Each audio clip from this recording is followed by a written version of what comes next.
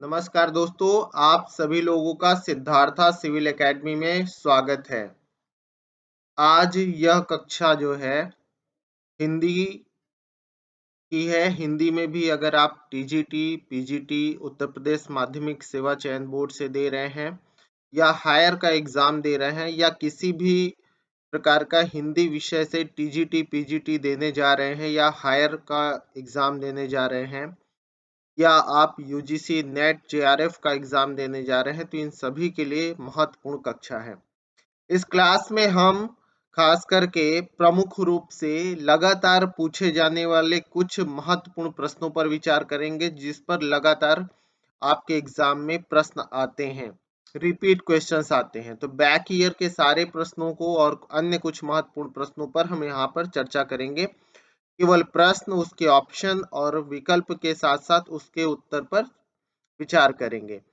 तो दोस्तों, एक तरीके से अगर बात किया जाए फ्रेंड्स, तो ये क्विक रिवीजन कक्षा है। जल्दी से आप किस प्रकार से ज्यादा प्रश्नों को अपने सामने से गुजार सकते हैं, अपनी नजर के सामने से देख सकते हैं, तो इसी पर यह कक्षा प्रारंभ की जा रही है। इस तरह की क्लास रेगुलर आपको मिलेगी। हिंदी की रोज एक क्लास मिलेगी। छोटी क्लास होगी जिससे आप 25 से 30 प्रश्न डेली में चर्चा में लाऊंगा, जिससे आप एग्जाम से पहले हजारों प्रश्नों पर नजर डाल सकें टॉपिक के, और वहां से आपको सीधे प्रश्न एग्जाम में मिल सके। तो अगर आप उत्तर प्रदेश में होने वाला टीजीटी, पीजीटी का एग्जाम या नवोदय विद्यालय का या केंद्रीय विद्यालय के टीजीटी, पीजीटी या हायर का एग्जाम देने जा रहे हैं, तो यह क्लास आप सभी लोगों के लिए महत्वपूर्ण है। तो हिंदी विषय से टीजीटी, पीजीटी देने वालों के लिए रामबाण साबित होगा। रामबाण पूर्वावलोकन कक्षा है, तो ध्यान रखिएगा। आप सभी लोग इसे जरूर देखिए और वीडियो पूरा देखिएगा, सारे प्रश्नों को देखिएगा, 2-3 बार देख करके दिमाग में बिठा लीजिए, ठीक है, जिससे आप कहीं पर भी हैं तो रास्ते में भी चल रहे हैं तो यह वीडियो आपके लिए महत्वपूर्ण है। तो दोस्तों, साथ के साथ मैं कहूंगा कि चैनल से जुड़ने के लिए चैनल को सब्सक्राइब जरूर करिए, और अपने फ्रेंड सर्कल में या घर में भी कोई तैयारी कर रहा है तो शेयर करिए और लाइक करना बिल्कुल ना भूलिएगा। तो चलिए शुरुआत करते हैं। पहला हमारा टॉपिक है हिंदी साहित्य का इतिहास। तो हिंदी साहित्य के इतिहास की विषय की यह कक्षा आपकी शुरू करते हैं। इस कक्षा में ध्यान रखना है फ्रेंड्स कि अगर बात किया जाए तो अगर हम बात करें तो प्रश्न है, और प्रश्न के साथ आपको विकल्प के रूप में आंसर मिलेगा। तो पहला प्रश्न है, हिंदी साहित्य का आदिकाल। हिंदी का एक इतिहास ग्रंथ है, इस ग्रंथ के रचनाकार का नाम है। आपके विकल्प हैं रामचंद्र शुक्ल, नलिन विलोचन शर्मा, हजारी प्रसाद द्विवेदी, रामविलास शर्मा।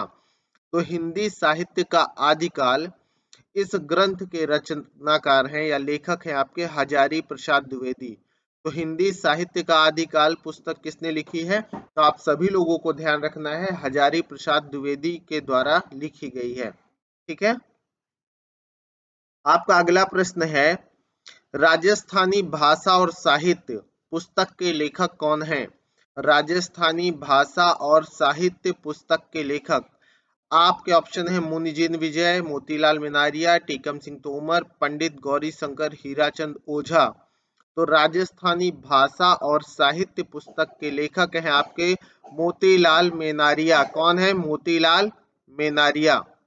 तो ध्यान रखना है, मोतीलाल मेनारिया इस पुस्तक के लेखक हैं। राजस्थानी भाषा और साहित्य। आप देख रहे हैं कि यहाँ पर नीचे दिया भी है कि किस एग्जाम में यह प्रश्न पूछा गया है। तो यह ध्यान रखेंगे कि किस एग्जाम में यह प्रश्न पूछा गया है, आप देख। तो राजस्थानी भाषा और साहित्य पुस्तक के लेखक मोतीलाल मेनारिया, ये आश्रम पद्धति पीजीटी 2012 में पूछा गया प्रश्न है। आपका अगला प्रश्न है, रीति काल को श्रृंगार काल की संज्ञा किसने दी थी? रामचंद्र शुक्ल ने, डॉक्टर नगेन ने, पंडित विश्वनाथ प्रसाद ने, मिश्र बंधु ने। तो रीति काल को श्रृंगार काल कहा था पंडित विश्वनाथ प्रसाद ने। किसने कहा था? पंडित विश्वनाथ प्रसाद ने कहा था। तो आप सभी लोग ध्यान रखेंगे कि पंडित विश्वनाथ प्रसाद ने रीति काल को श्रृंगार काल कहा था, ठीक है। अगला प्रश्न है आपका, अगर अगले प्रश्न पर जाते हैं, इनमें से किस साहित्य इतिहास ग्रंथ को किशोरीलाल गुप्त ने हिंदी साहित्य का प्रथम इतिहास नाम से अनुवाद करके प्रकाशित कराया?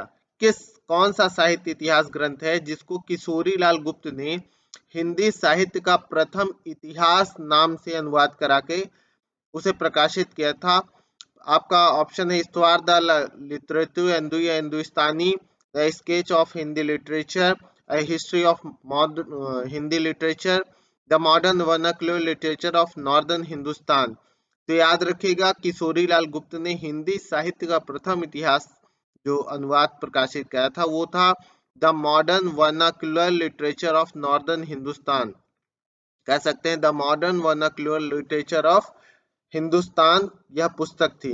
ये कई बार एग्जाम में पूछा गया है, लगातार रिपीट करता है, तो ध्यान रखिएगा किशोरीलाल गुप्त ने इसका अनुवाद कराया था the modern vernacular literature of northern Hindustan, जिसे उन्होंने नाम दिया था हिंदी साहित्य का प्रथम इतिहास। क्या नाम दिया था? हिंदी साहित्य का प्रथम इतिहास। तो ध्यान रखेंगे, ठीक है। आपका अगला प्रश्न है रामचंद्र शुक्ल का हिंदी साहित्य का इतिहास मूल रूप से किस कृति की भूमिका के रूप में लिखा गया था? तो रामचंद्र शुक्ल का हिंदी साहित्य का इतिहास अगर बात किया जाए तो हिंदी शब्द सागर की भूमिका के रूप में लिखा गया था। किसकी भूमिका के रूप में लिखा गया था? हिंदी शब्द सागर की भूमिका के रूप में लिखा गया था। आपके अन्य ऑप्शन जो है गलत है, कोविंद रत्नमाला, विश्वकोश, धर्मशास्त्र का विकास। तो याद रखना हिंदी शब्द सागर की भूमिका के रूप में इसे प्रस्तुत किया गया था, लिखा गया था रामचंद्र शुक्ल का हिंदी साहित्य का इतिहास। वास्तविक रूप में इसे ही हिंदी साहित्य का प्रथम इतिहास कहा जाता है क्योंकि इसमें क्रमिक श्रृंखला के रूप में सहित आपके सन के साथ और काल समय के साथ लेखकों का विचार विमर्श हुआ है। इसके बाद अगर बात किया जाए, अगला प्रश्न है आपका, आचार्य रामचंद्र शुक्ल ने रीति काल का समय क्या माना है? तो आचार्य रामचंद्र शुक्ल ने रीति काल का समय, आपके ऑप्शन है 1600 से 1800 विक्रमी, 1700 से 1900 विक्रमी, 1500 से 1750, 1600 से 1850। तो याद रखिएगा आचार्य रामचंद्र शुक्ल ने रीति काल का समय 1700 से 1900 विक्रमी माना है। क्या माना है? 1700 से 1900 विक्रमी। तो याद रखेंगे 1700 से 1900 विक्रमी इन्होंने रीति काल का समय माना है। आपका नेक्स्ट क्वेश्चन है, अगला प्रश्न है, निम्नलिखित में से किसने हिंदी साहित्य का इतिहास नहीं लिखा है? आपके ऑप्शन है doctor Ram Kumar Verma, doctor Hazari Prasad Dwivedi, doctor Nagendra, doctor Lakshmi सागर वार्ष्णेय। तो आपको याद रखना है डॉक्टर नगेंद्र ने हिंदी साहित्य का इतिहास नहीं लिखा है, इन्होंने बल्कि संकलन किया है। इनकी जो पुस्तक है वो संकलन पुस्तक है, अलग अलग राइटर्स के द्वारा जो चीजें लिखी गई उसे संकलित किया है इन्होंने, ठीक है। तो हिंदी साहित्य का इतिहास डॉक्टर नगेंद्र ने नहीं लिखा है, डॉक्टर राम कुमार वर्मा ने भी लिखा, जय प्रसाद द्विवेदी ने भी लिखा, लक्ष्मी सागर वार्ष्णेय ने भी लिखा है। तो ध्यान रखेंगे आपका जबकि बोलचाल में हम कहते हैं कि डॉक्टर नगेंद्र का हिंदी साहित्य का इतिहास पढ़ लीजिए, कर लीजिए, तो इतिहास नहीं है बल्कि संकलित पुस्तक है। आपका अगला प्रश्न है, किस इतिहास लेखक ने अपने इतिहास ग्रंथ में लगभग 5000 कवियों का विवरण दिया था? तो अगर बात किया जाए तो लगभग 4500 कवियों का विवरण दिया था मिश्र बंधुओं ने। किसने? मिश्र बंधुओं ने लगभग 4500, जिसे 5000 कहा जाता है, 5000 कवियों का विवरण दिया था मिश्र बंधुओं ने अपने इतिहास ग्रंथ में। बाकी आपके ऑप्शन शिव सिंह सेंगर, आचार्य रामचंद्र शुक्ल, सर जॉर्ज ग्यसन, ये गलत है।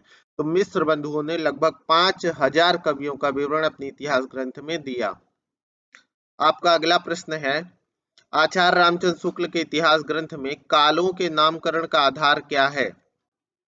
तो रामचंद्र शुक्ल के इतिहास ग्रंथ में काल के नामकरण का आधार जो है, अगर बात किया जाए तो युग की प्रवृत्ति है। क्या है? युग की प्रवृत्ति। उस युग में क्या चीजें ज्यादा प्रभावी थी, इसी को लेकर के आचार्य रामचंद्र शुक्ल ने इतिहास ग्रंथ लिखा है। तो याद रखिएगा आचार्य रामचंद्र शुक्ल के इतिहास ग्रंथ में कालों के नामकरण का आधार क्या रहा है? तो युग की प्रवृत्ति रही है। ये आप सभी लोगों को ध्यान रखना है, ठीक है। आपका नेक्स्ट क्वेश्चन, इतिहास लेखन की सबसे विकसित पद्धति क्या है? तो इतिहास लेखन की सबसे विकसित पद्धति जो है वो विधेयवादी। तो आप सभी लोग ध्यान रखेंगे, इतिहास लेखन की सबसे विकसित पद्धति विधेयवादी पद्धति है। निश्चित रूप से ध्यान रखेंगे, इंपॉर्टेंट प्रश्न है कि विधेयवादी पद्धति ही इतिहास की सबसे विकसित पद्धति के रूप में जाना जाता है। ये बहुत ही इंपॉर्टेंट आपका प्रश्न है, इसे ध्यान रखना है। ठीक है, इवन आपके रामचंद्र शुक्ल ने भी इसी को अपनाया है, विधेयवादी पद्धति को ही अपनाया है। अगला है हिंदी साहित्य का इतिहास दर्शन नामक ग्रंथ के लेखक कौन है? तो हिंदी साहित्य का इतिहास दर्शन ग्रंथ के लेखक हैं डॉक्टर नलिन विलोचन शर्मा। कौन है? डॉक्टर नलिन विलोचन शर्मा। ये असिस्टेंट प्रोफेसर 2016 में आया हुआ प्रश्न है, ध्यान रखेंगे आप सभी लोग। आपका अगला प्रश्न है, इनमें से किस विद्वान ने आदिकाल को सिद्ध सामंत काल कहा था? इनमें से किस विद्वान ने आदिकाल को सिद्ध सामंत काल कहा? तो आदिकाल को सिद्ध सामंत काल कहने वाले जो विद्वान है वो है राहुल सांकृत्यायन। कौन है? राहुल सांकृत्यायन। तो आदिकाल को सिद्ध सामंत काल कहने वाले राहुल सांकृत्यायन है, ये आप याद रखिएगा। आपका अगला प्रश्न है, भारतीय साहित्य की भूमिका के लेखक कौन है? आपके ऑप्शन दूधनाथ सिंह, रामदर्श मिश्र, रामविलास शर्मा, में से कोई नहीं। यूपीपीसीएस जीआईसी में आया था, जीआईसी का प्रश्न है 2017 का। भारतीय साहित्य की भूमिका के लेखक हैं रामविलास शर्मा। कौन है दोस्तों? ये महत्वपूर्ण प्रश्न है। भारतीय साहित्य की भूमिका के लेखक की अगर बात किया जाए तो आप ध्यान रखेंगे कि इसके लेखक हैं रामविलास शर्मा। कौन है? रामविलास शर्मा। तो आप सभी लोग इस चीज को ध्यान रखेंगे, महत्वपूर्ण जानकारी है। आपका अगला प्रश्न है, इनमें से किस साहित्य इतिहासकार ने अपने इतिहास ग्रंथ में हिंदी के गद्य साहित्य को गद्य का आविर्भाव, गद्य का प्रवर्तन, गद्य का प्रसार और गद्य की वर्तमान गति नामक खंडों में विभक्त करके विवेचित किया है? तो प्रमुख इतिहासकार रहे हैं रामचंद्र शुक्ल, और रामचंद्र शुक्ल जी ने ही अपने गद्य साहित्य को गद्य का आविर्भाव, गद्य का प्रवर्तन, गद्य का प्रसार और गद्य की वर्तमान गति नामक खंडों में विभक्त करके विवेचित किया है। तो ये करने वाले आपके ना बच्चन सिंह है, ना शिव सिंह सेंगर, ना राम शंकर शुक्ल रसाल, बल्कि रामचंद्र शुक्ल है। तो ये करने वाले कौन है? रामचंद्र शुक्ल है, जिन्होंने हिंदी गद्य साहित्य को कई खंडों में विभक्त करके उसका विवेचन किया है, उसको समझाने का प्रयास किया है। आपका अगला प्रश्न है, हिंदी साहित्य के उत्तर मध्य काल को कला काल नाम देने वाले विद्वान कौन है? हिंदी साहित्य के उत्तर मध्य काल को कला काल नाम देने वाले विद्वान हैं राम शंकर शुक्ल रसाल। कौन है? हिंदी साहित्य के उत्तर मध्य काल को, याद रखिएगा, कला काल किसने नाम दिया है? तो उत्तर मध्य काल को कला काल नाम देने वाले हैं राम शंकर शुक्ल रसाल। कौन है? राम शंकर शुक्ल रसाल है। तो आप सभी लोग ध्यान रखेंगे। आपका अगला प्रश्न है, सुमेलित करते हुए दिए हुए कूट से सही उत्तर का चयन कीजिए। गोरखनाथ और उनका युग, नाथ संप्रदाय, हिंदी काव्य में निर्गुण संप्रदाय, सिद्ध साहित्य। एक तरफ है पीताम्बर दत्त बड़थवाल, रांगे राघव, धर्मवीर भारती, हजारी प्रसाद द्विवेदी। तो अगर बात किया जाए इसमें तो गोरखनाथ और उनका युग, ये अगर पुस्तक की बात करें तो एक तरीके से ये धर्मवीर भारती से संबंधित हो गया। नाथ संप्रदाय पीताम्बर दत्त बड़थवाल से संबंधित हो गया। हिंदी काव्य में निर्गुण संप्रदाय, तो निर्गुण पर चर्चा करने वाले खास करके कबीर के बहुत प्रेमी रहने वाले आपके हजारी प्रसाद द्विवेदी हैं। तो जब निर्गुण की बात आए तो बिल्कुल हजारी प्रसाद द्विवेदी लगा दीजिए, क्योंकि कबीर को इन्होंने ही स्थापित किया था। कबीर को एक तरीके से उनका स्थान दिलाने वाले यही प्रमुख हैं। सिद्ध साहित्य की अगर बात किया जाए तो रांगे राघव आ जाएंगे आपके इसमें। तो इस प्रकार से अगर मैच कराते हैं हम तो पहला ऑप्शन ए का 3, बी का 1, सी का 4 और डी का 2 आ जाएगा। तो ए विकल्प सही हो जाएगा। ठीक है, ए विकल्प आपका गवर्नमेंट डिग्री कॉलेज में आया था, जीडीसी यूपीपीएससी के द्वारा जो एग्जाम होता है उसमें पूछा गया प्रश्न था। एक बार और देख लीजिएगा जिससे आपको याद रहे। गोरखनाथ और उनका युग, धर्मवीर भारती, नाथ संप्रदाय, पीताम्बर दत्त बड़त्वाल, हिंदी काव्य में निर्गुण संप्रदाय, हजारी प्रसाद द्विवेदी, और सिद्ध साहित्य की बात आएगी तो रांगे राघव, ये ऑप्शन सही हो जाएगा। आपका अगला प्रश्न है, हिंदी साहित्य के आदिकाल को आधार काल नाम किसने दिया था? तो हिंदी साहित्य के आदिकाल को आधार काल नाम देने वाले थे डॉक्टर मोहन अवस्थी। कौन थे? हिंदी साहित्य के आदिकाल को आधार काल नाम किसने दिया? तो आधार काल नाम देने वाले थे डॉक्टर मोहन अवस्थी, याद रखिएगा। ठीक है। आपका अगला प्रश्न है, आचार्य रामचंद्र शुक्ल भक्ति काल सगुण धारा फुटकल रचनाएं शीर्षक के अंतर्गत परिगणित किस कवि के लिए कहा है? डैश डैश डैश को कवि हृदय नहीं मिला था, उनमें वह सहृदयता और भावुकता न थी जो एक कवि में होनी चाहिए। वे संस्कृत साहित्य से सामग्री लेकर अपने साहित्य और रचना कौशल की धाक जमाना चाहते थे। अगर बात किया जाए तो ये सारी बातें रामचंद्र शुक्ल जी ने केशव दास के लिए कही थी। किसके लिए? केशव के लिए कही थी, क्योंकि केशव ने एक तरीके से अपनी रचना कुशलता को दिखाया था, अपनी संस्कृत विद्वता को दिखाया था अपनी रचनाओं में, अपनी हनक को या विद्वता की हनक को दिखाना चाहते थे। उसी को लेकर के इन्होंने कहा था कि उनके अंदर वो सहृदयता नहीं दिखती है, बल्कि केवल विद्वता झलकती है। शब्दों की विद्वता है, अलंकारों की विद्वता है, अन्य सारी चीजों की विद्वता है, लेकिन है कि उनके अंदर वो भावुकता, वो सहृदयता जो एक कवि में होनी चाहिए वो नहीं दिखती। ठीक है। वो अपने छंद अलंकार इन सारी चीजों से चीजों को बढ़ाना चाहते हैं। तो ये सारी बातें केशव दास के लिए ही कही गई थी रामचंद्र शुक्ल के द्वारा, तो ध्यान रखेंगे आप सभी लोग। आपका अगला प्रश्न क्या है? अगला प्रश्न है, the modern vernacular literature of Hindustan के लेखक कौन है? तो the modern vernacular literature of Hindustan के जो लेखक है वो है जॉर्ज ग्रियर्सन। कौन है दोस्तों? जॉर्ज ग्रियर्सन है, याद रखेंगे। The modern vernacular literature of Hindustan के लेखक जॉर्ज ग्रियर्सन है। आपके अन्य विकल्प गलत है। अगला प्रश्न है आपका, हिंदी साहित्य का आलोचनात्मक इतिहास के लेखक कौन है? तो हिंदी साहित्य का आलोचनात्मक इतिहास जो लिखा उन्होंने, अगर बात किया जाए तो डॉक्टर राम कुमार वर्मा के द्वारा लिखा गया है। किसके द्वारा लिखा गया है? डॉक्टर राम कुमार वर्मा के द्वारा हिंदी साहित्य का आलोचनात्मक इतिहास लिखा गया है, ध्यान रखेंगे। आपका अगला प्रश्न है, हिंदी साहित्य के इतिहास लेखन की परंपरा का सूत्रपात किसने किया था? तो हिंदी साहित्य के इतिहास लेखन की परंपरा का सूत्रपात, अगर बात किया जाए, आपके ऑप्शन है Ramchandra Shukla, Garcin de Tassy, George Grierson, Shiv Singh Sengar. तो हिंदी साहित्य के इतिहास लेखन की परंपरा का शुरुआत या सूत्रपात करने वाले हैं गारसा दत्ताशी। कौन है? गारसा दत्ताशी। ठीक है।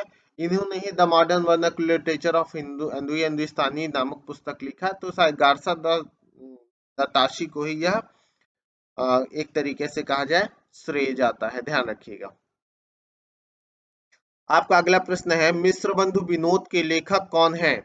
तो मिश्र बंधु विनोद के जो लेखक हैं वो है गणेश बिहारी, श्याम बिहारी, सुखदेव बिहारी मिश्र। यानी अगर बात किया जाए तो तीन लोग थे, गणेश बिहारी मिश्र, श्याम बिहारी मिश्र और सुखदेव बिहारी मिश्र। ठीक है। गणेश श्याम सुख, बस याद रखिएगा। मिश्र बंधु का मतलब हो गया गणेश श्याम सुख। ठीक है। गणेश श्याम सुखदेव, सुख, गणेश श्याम सुख। तो अगर गणेश श्याम सुख याद रहेगा, कई बार एग्जाम में पूछा है मिश्र बंधु विनोद के लेखक, तो याद रखना है गणेश बिहारी मिश्र, श्याम बिहारी मिश्र और सुखदेव बिहारी मिश्र, गणेश श्याम सुख। ठीक है, ध्यान रखेंगे। आपका अगला प्रश्न है, हिंदी साहित्य के उत्तर मध्य काल को अलंकृत काल कहने वाले विद्वान कौन है? तो हिंदी साहित्य के उत्तर मध्य काल को अलंकृत काल कहने वाले विद्वान की अगर बात किया जाए तो ये है मिश्र बंधु। इन्होंने ही उत्तर मध्य काल को अलंकृत काल कहा था। ठीक है, क्योंकि इसमें अलंकारों का काफी ज्यादा प्रयोग हुआ, काफी रचनाशीलता दिखती है, तो मिश्र बंधुओं ने ही उत्तर मध्य काल को अलंकृत काल की संज्ञा दी। बाकी रामचंद्र शुक्ल, विश्वनाथ प्रसाद मिश्र, नागेंद्र, ये क्या है? ऑप्शन आपके गलत है। आपका अगला प्रश्न है, हिंदी साहित्य का आरंभ 693 ईस्वी से हिंदी साहित्य का आरंभ 693 ईस्वी से मानने वाले इतिहासकार कौन है? ऑप्शन है रामचंद्र शुक्ल, हजारी प्रसाद द्विवेदी, राम कुमार वर्मा और डॉक्टर नगेंद्र। तो हिंदी साहित्य का आरंभ 693 ईस्वी से मानने वाले इतिहासकार हैं राम कुमार वर्मा। कौन है? राम कुमार वर्मा जी हैं। तो हिंदी साहित्य का आरंभ 693 ईस्वी से कौन मानता है? आपके राम कुमार वर्मा जी मानते हैं। ये राजस्थान के शिक्षा विभाग में पूछा गया प्रश्न है, ध्यान रखें। आपका अगला प्रश्न है डॉक्टर राम कुमार वर्मा ने हिंदी साहित्य के आदिकाल या प्रारंभिक काल को किस नाम या किन नामों से संबोधित किया है? तो डॉक्टर राम कुमार वर्मा ने हिंदी साहित्य के आदिकाल या प्रारंभिक काल को किन नामों से संबोधित किया है? तो इन्होंने संधि काल एवं चारण काल कहा है। हिंदी साहित्य के आदिकाल या प्रारंभिक काल को डॉक्टर राम कुमार वर्मा ने संधि काल या चारण काल के नाम से पुकारा है। तो आपका डी ऑप्शन सही है इसमें। प्रारंभिक काल, संधि काल, आदिकाल, वीर काल, सिद्ध सामंत काल, ये सारी चीजें गलत हैं। तो डॉक्टर राम कुमार वर्मा ने हिंदी साहित्य के आदिकाल को संधि काल एवं चारण काल के नाम से पुकारा है, ये आप ध्यान रखेंगे। आपका अगला प्रश्न है, हिंदी साहित्य का उत्तर मध्य काल को रीति काल किस विद्वान ने कहा? उत्तर मध्य काल को, हिंदी साहित्य के उत्तर मध्य काल को रीति काल कहने वाले विद्वानों में आचार्य रामचंद्र शुक्ल प्रमुख है। आचार्य रामचंद्र शुक्ल ने ही उत्तर मध्य काल को रीति काल की संज्ञा दी। क्या संज्ञा दिया? रीति काल की संज्ञा दी। आपका अगला प्रश्न है वर्ण क्रमानुसार लिखा गया हिंदी साहित्य के इतिहास का प्रथम ग्रंथ निम्नलिखित में से कौन सा है? तो वर्ण क्रम के अनुसार हिंदी साहित्य के इतिहास का प्रथम ग्रंथ निम्नलिखित में से कौन सा है? 252 वैष्णवन की वार्ता, इस्तवार दलाल हिंदुस्तानी, 84 वैष्णवन की वार्ता, कविमाला। तो इनमें है वर्ण क्रम के अनुसार लिखा गया हिंदी साहित्य का प्रथम ग्रंथ है इस्तवार दलाल लिटरेतुर एंदुई हिंदुस्तानी। क्या है? इस्तवार दला लिटरेतुर एंदुई हिंदुस्तानी। तो याद रखना कौन सा ग्रंथ है? इस्तवार दला लिटरेतुर एंदुई हिंदुस्तानी। ठीक है। आपका अगला प्रश्न है, आचार्य रामचंद्र शुक्ल द्वारा रचित हिंदी साहित्य का इतिहास सर्वप्रथम किस नाम से प्रकाशित हुआ था? तो आचार्य रामचंद्र शुक्ल द्वारा रचित हिंदी साहित्य का इतिहास सबसे पहले हिंदी साहित्य का विकास नाम से प्रकाशित हुआ था। किस नाम से प्रकाशित हुआ था? हिंदी साहित्य का विकास। ठीक है, तो आपका बी ऑप्शन सही है, हिंदी साहित्य का विकास के नाम से प्रकाशित हुआ था। बहुत ही महत्वपूर्ण प्रश्न है, इसे भी ध्यान रखना है आप सभी लोगों को, इम्पोर्टेंट है। ठीक है। आपका अगला प्रश्न है, डॉक्टर गणपति चंद्र गुप्त के अनुसार हिंदी साहित्य के इतिहास का पुनर्लेखन किस दृष्टिकोण के अनुसार किया जाना चाहिए? डॉक्टर गणपति चंद्र गुप्त के अनुसार हिंदी साहित्य के इतिहास का पुनर्लेखन किस दृष्टिकोण के अनुसार किया जाना चाहिए? आपके ऑप्शन है पाश्चात्य इतिहास को आधार मानकर, पश्चिम के किसी सिद्धांत विशेष के आधार पर, स्वतंत्र, तटस्थ एवं संतुलित दृष्टि से, किसी आदर्श का अनुसरण करके। तो डॉक्टर गणपति चंद्र गुप्त ने कहा कि इतिहास का पुनर्लेखन हो लेकिन उसमें स्वतंत्र, तटस्थ एवं संतुलित दृष्टिकोण को अपनाया जाए। ठीक है, ये गणपति चंद्र गुप्त जी का ही कथन था कि इन्होंने कहा स्वतंत्र, तटस्थ एवं संतुलित दृष्टि रखते हुए ही हिंदी साहित्य का पुनर्लेखन किया जाना चाहिए। आज की आपके क्लास का अंतिम प्रश्न है, आचार्य शुक्ल की ऐतिहासिक दृष्टि क्या है? तो आचार्य शुक्ल की ऐतिहासिक दृष्टि की अगर बात करें तो पहला ऑप्शन है हिंदी कविता संबंधी ज्ञान को संकलित करती है, दूसरा है युग की परिस्थितियों को प्रमुखता प्रदान करती है, तीसरा है परंपरा का महत्व प्रतिष्ठित करती है, चौथा है आर्थिक परिस्थितियों के संदर्भ में साहित्य के विकास की प्रक्रिया को स्पष्ट करती है। तो इसमें होगा युग की परिस्थितियों को प्रमुखता प्रदान करती है। आचार्य शुक्ल की ऐतिहासिक दृष्टि युग की परिस्थितियों को प्रमुखता प्रदान करती है, क्योंकि नामकरण का आधार उन्होंने युग की प्रवृत्तियों को ही माना है तो ये सबसे बड़ी बात है आचार्य रामचंद्र शुक्ल की। ठीक है, तो दोस्तों ये आपके 30 महत्वपूर्ण प्रश्नों का संकलन रहा जो हिंदी साहित्य के इतिहास से लिया गया है। ये आपके हिंदी साहित्य इतिहास की प्रथम कक्षा है। इसकी अगली कड़ी आपको कल मिलेगी, यानी 30 के बाद के अगले प्रश्न, अगले जो महत्वपूर्ण प्रश्नों की श्रृंखला होगी वो कल मिलेगी। रोजाना आपको 25 से 30 प्रश्नों का एक वीडियो लगातार प्रोवाइड होगा। तो आप अगर उत्तर प्रदेश में होने वाला टीजीटी पीजीटी या हायर का एग्जाम देने वाले हैं, या आने वाले हिंदी का आप नेट देने वाले हैं, तो आप सभी के लिए यह क्लास काफी इंपॉर्टेंट है, महत्वपूर्ण है। इसके अलावा आप कहीं का भी केवीएस का, एनवीएस का, डीएसएसबी का या अन्य किसी भी राज्य का हिंदी से टीजीटी पीजीटी या अन्य कोई एग्जाम दे रहे हैं, तो यह एकदम महत्वपूर्ण क्लास है। आप सभी लोग इस क्लास को निश्चित रूप से देखिएगा, साथ में मेरे चैनल के साथ जरूर जुड़िए और जुड़ करके चैनल को सब्सक्राइब करना ना भूलिएगा, साथ में लाइक और शेयर जरूर करिए। तो मैं सुधाकर सिंह आज हिंदी की इस कक्षा से विदा लेता हूं। नेक्स्ट वीडियो में हम कल मिलते हैं। Have a good day, good night, शुभ रात्रि दोस्तों। नमस्कार दोस्तों, आप सभी लोगों का सिद्धार्था सिविल एकेडमी में स्वागत है। हिंदी टीजीटी पीजीटी हायर और यूजीसी नेट के लिए हिंदी विषय के ऑब्जेक्टिव पूर्वावलोकन प्रश्नों के साथ मैं फिर से आपके सामने उपस्थित हूं। तो चलिए शुरुआत करते हैं कुछ महत्वपूर्ण प्रश्नों पर चर्चा जो लगातार सभी एग्जाम में पूछे गए हैं और सभी एग्जाम की दृष्टि से महत्वपूर्ण है। अगर आप हिंदी विषय के साथ कोई भी एग्जाम दे रहे हैं तो यह वीडियो आपके लिए रामबाण का कार्य करेगा। तो अगर आप उत्तर प्रदेश माध्यमिक सेवा चयन बोर्ड से होने वाला टीजीटी पीजीटी का एग्जाम, केंद्रीय विद्यालय या हायर यूजीसी नेट का एग्जाम या हायर असिस्टेंट प्रोफेसर का एग्जाम देने जा रहे हैं, तो उसके लिए ये आपका पूर्वावलोकन पिछले विभिन्न वर्षों में अलग अलग जगहों पे आए हुए प्रश्नों का एक संकलन है जो आपके सामने मौजूद है। तो चलिए तेजी से रिवीजन करते हैं इन महत्वपूर्ण प्रश्नों की। चैनल से जुड़ने के लिए आप चैनल को सब्सक्राइब कर दीजिए, लाइक शेयर भी कर दीजिए और कमेंट बॉक्स में कमेंट जरूर करिए। चलिए शुरुआत करते हैं।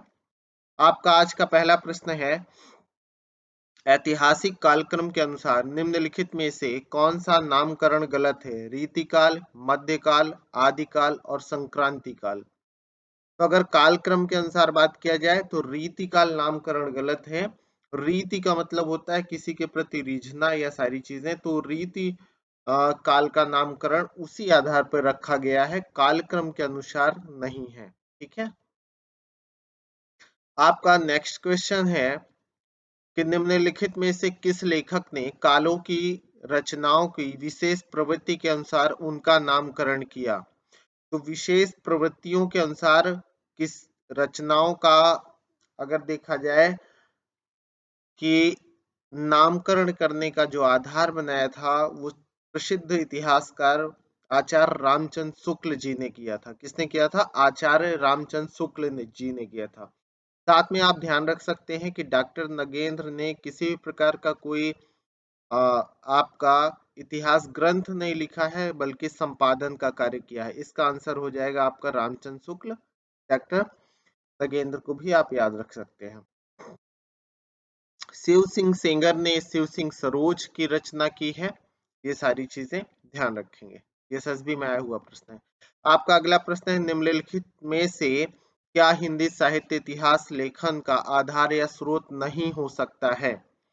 आपका ऑप्शन है विभिन्न युगों की आंतरिक और बाह्य परिस्थितियों पर प्रकाश डालने वाली सामग्री, रचनाओं का मौखिक उल्लेख, शिलालेख, साहित्यकारों की प्रकाशित या अप्रकाशित रचना। तो एक सामान्य सी बात है कि किसी भी हिंदी साहित्य इतिहास लेखन का आधार या स्रोत रचनाओं का मौखिक उल्लेख जो है इसे आधार नहीं बनाया जा सकता है। तो आपका ऑप्शन हो जाएगा इसमें आंसर बी हो जाएगा, ध्यान रखिएगा।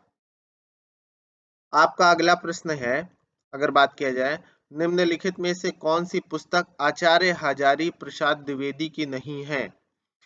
पहला है हिंदी साहित्य का उद्भव और विकास, यह हजारी प्रसाद द्विवेदी जी की ही प्रमुख रचना है। अगर बात किया जाए तो हिंदी साहित्य की आलोचना, अगला हिंदी साहित्य की भूमिका, ये भी हजारी प्रसाद द्विवेदी की है। हिंदी साहित्य का आदिकाल, ये भी हजारी प्रसाद द्विवेदी का। हिंदी साहित्य की आलोचना पुस्तक जो है हजारी प्रसाद द्विवेदी की नहीं है, ये आप ध्यान रखेंगे। आपका अगला प्रश्न है, आचार्य रामचंद्र शुक्ल के अनुसार आदिकाल का समय संवत 1050 से 1350 विक्रमी था, या 1075 से 1350 विक्रमी, संवत 1050 से 1375 विक्रमी, संवत 1000 से 1350 विक्रमी। तो आचार्य रामचंद्र शुक्ल के अनुसार आदिकाल का जो समय है वो संवत 1050 से लेकर के 1375 विक्रमी तक इन्होंने माना है। कब से कब तक? 1050 से लेकर के 1375 विक्रमी तक। ठीक है। आपका अगला प्रश्न है, इस्तवार दलाल लिटरेटिव हिंदुस्तानी नामक ग्रंथ किस भाषा में लिखा गया था?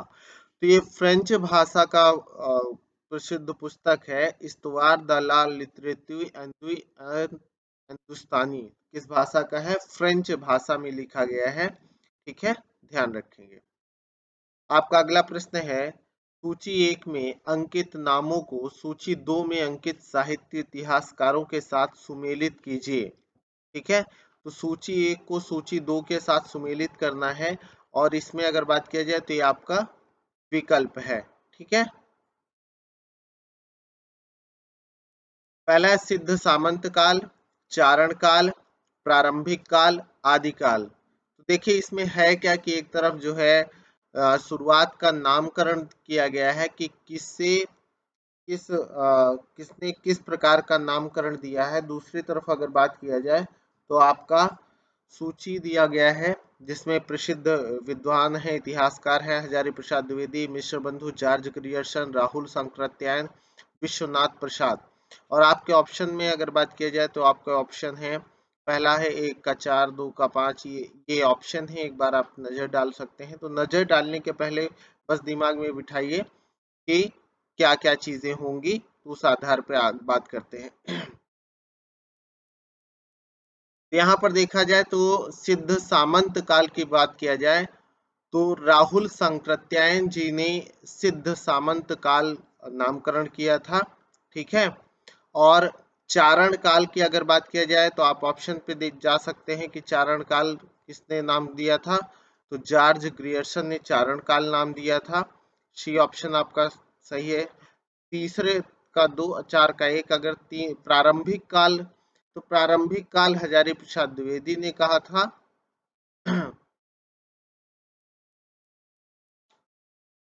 सॉरी, प्रारंभिक काल मिश्र बंधुओं ने कहा था। आदिकाल हजारी प्रसाद द्विवेदी का नामकरण दिया हुआ है। आदिकाल किसने नामकरण दिया था? तो हजारी प्रसाद द्विवेदी ने दिया था। तो याद रखिएगा। ठीक है, तो ये आपका ऑप्शन हो जाएगा।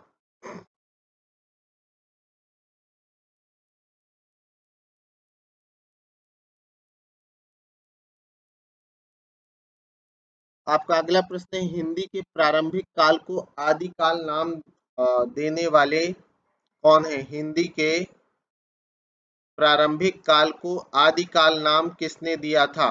ठीक है, किसने आदिकाल नाम दिया था? ठीक है, एक बार इस प्रश्न को आप सभी लोग फिर से देख लीजिएगा क्योंकि महत्वपूर्ण प्रश्न है, कभी भी एग्जाम में दोबारा पूछे जाने की पूरी संभावना है।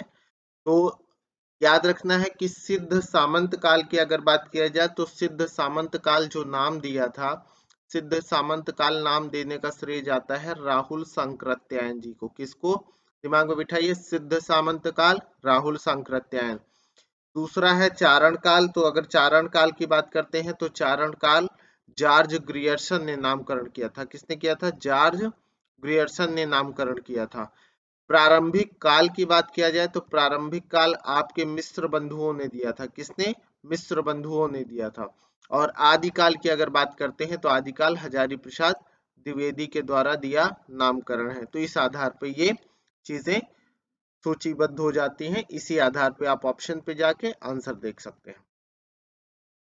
आपका अगला प्रश्न है, हिंदी के प्रारंभिक काल को आदिकाल का नाम किसने दिया था? तो देखिए पीछे से ही आपने देखा है कि हिंदी के प्रारंभिक काल को आदिकाल नाम देने का श्रेय किसे दिया जाता है। उस सूची में भी आपने देखा हजारी प्रसाद द्विवेदी को दिया जाता है। किसे? हजारी प्रसाद द्विवेदी को। जबकि राहुल सांकृत्यायन जी ने क्या कहा था? इसे सिद्ध सामंत काल कहा था। राहुल सांकृत्यायन जी ने इसे सिद्ध सामंत काल कहा था, ध्यान रखिएगा। आपका अगला प्रश्न है, ज्ञान राशि के संचित कोष का नाम साहित्य है। साहित्य के संदर्भ में यह किस मनीषी का कथन है? ज्ञान राशि के संचित कोष का नाम साहित्य है। ये आपके विद्वान महावीर प्रसाद द्विवेदी जी की पंक्तियां हैं। किसकी हैं? ज्ञान राशि के संचित कोष का नाम साहित्य है, पंडित महावीर प्रसाद द्विवेदी। किसकी हैं? पंडित महावीर प्रसाद द्विवेदी जी की पंक्तियां हैं। ठीक है।